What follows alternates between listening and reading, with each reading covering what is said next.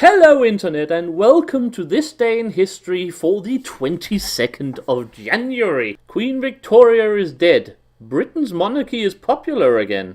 Shocking. We are of course talking about this day in history in 1901, where Queen Victoria of Great Britain and all of her dominions had died, and her son, who would become Edward VII, was proclaimed king. Now Edward is one of those kings who, in my opinion, has been somewhat unfairly overlooked by most historians, at least most historians outside Great Britain. It is true that he will never become one of those kings that one will remember through history books for all time, like, well, Elizabeth I, who wasn't a king but details, or Edward III, or Henry VIII, or Henry V, or whoever. But despite his personal failings, which were many, and despite the fact that his reign was somewhat short, and I don't want to say inconsequential, but let's put it like this, that any other king of England could probably have been there during that period and not much would have changed. Edward himself had actually had quite a bit of influence on both contemporary society and, well, history as we know it today, so I wanted to use this day to go over some of the things that Edward had in fact managed to achieve, despite having perhaps a reputation of being a somewhat irrelevant playboy king who was mostly focused on more earthly pleasures than the dignity of his throne. And so to talk you through some of those things that Edward actually managed to achieve throughout his life, I give you our local British expert, the professor of demonology, applied mathematics, and not being drunk on the job, Alexander Smith Winchester. Yes, well, thank you, Studio, and I am truly happy to be here today to talk about my old compatriot, Edward VII. Now, there are four things I want to focus on in this particular time. Firstly is the fact that Edward, in fact, wrote a good bit of medical history, because you see, when he was about to be coronated as king, which is admittedly about a year from right now, but I am a time traveler after all, so I remember these sorts of things, he fell ill and the coronation had to be postponed because he got appendicitis.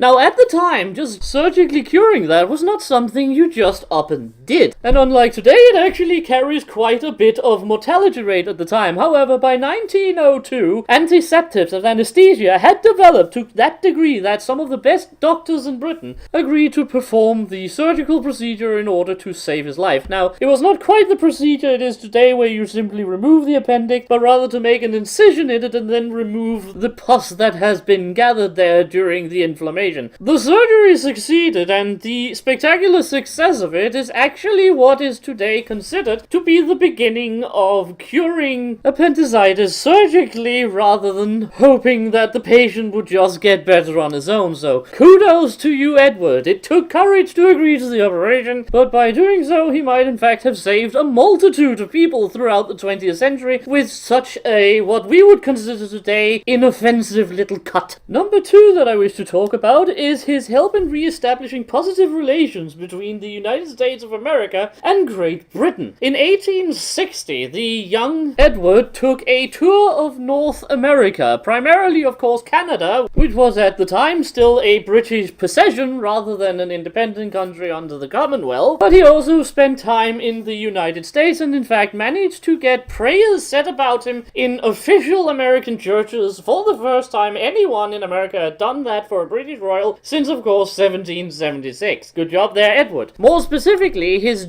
genuine good humor and personable demeanor made him incredibly personally popular, and while of course the relationships between America and Great Britain took a certain dip during the Civil War that followed, especially with the Alabama situation, etc., it was in fact Edward's hard work during that particular trip that really allowed the relationship between America and England to go towards the very strong friendship and cooperative spirit that has since characterized it, especially following Ulysses Grant's visit to England a decade and a half later. A relationship that had, of course, otherwise been plagued rather heavily by the remaining bad feelings since the War of Independence, the War of 1812, and the general competition between the two now developing superpowers. And a lot of that change in demeanor towards friendship was due to Edward's personal appearance in America in those months of 1860. Thirdly, and perhaps as importantly prominently as any of the others, it was Edward who basically created the modern-day popularity of the British royalty. See, he belonged, in the end, to the House of Hanover, and the House of Hanover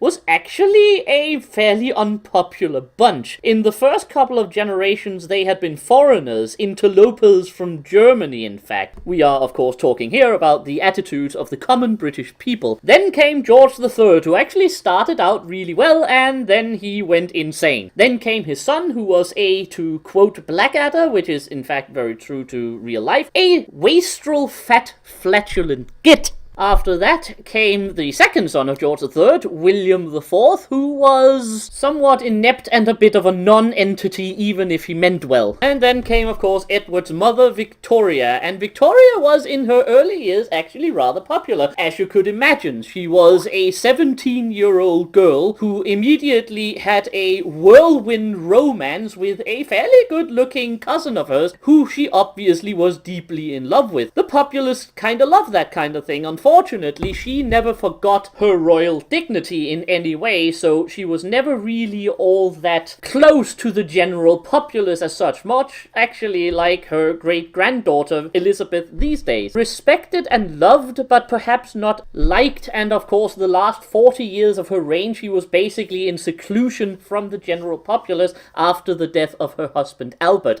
Then came Edward. Edward was a voluptuary. There is no two ways about it. He absolutely loved his wife and he adored his children, and yet he kept having mistresses. He also really enjoyed good food, good drinks, and he was a nice, kind, friendly, charismatic, and happy man. And the populace really responded to this and gave him a degree of popularity and love that no one has seen in the British royal family, basically since Charles II was re-established after the fall of Cromwell back in 1660, and possibly have not even seen since the early days of Elizabeth. So yes, I'm not saying that Britain would have become a republic or anything else, but the fact that a monarchy these days is loved is of course one of its greatest powers, and a lot of that love stems from Edward, even though of course to a certain degree the things he was loved for could in other situations be seen as weaknesses, but right here, right now, he helped the British monarchy tremendously. And fourthly, of course, and last,